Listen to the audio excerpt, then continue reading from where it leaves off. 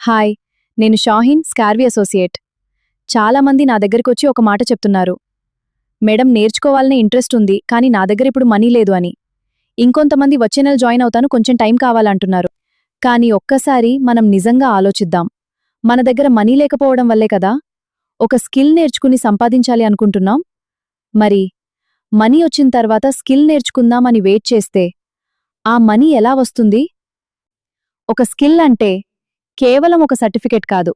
మీ చేతిలో ఉన్న ఒక స్కిల్ మీకు ఎక్కడైనా పనిచేసే అవకాశం ఇవ్వగలదు.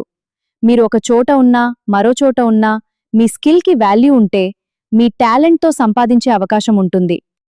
నిజానికి నా దగ్గర మనీ లేదు అనేది సమస్య కాదు. మన దగ్గర మనీ లేకపోయినా దాన్ని మార్చడానికి ఒక స్కిల్ నేర్చుకోవడానికి మనం ముందుకు రాకపోవడమే అసలు సమస్య.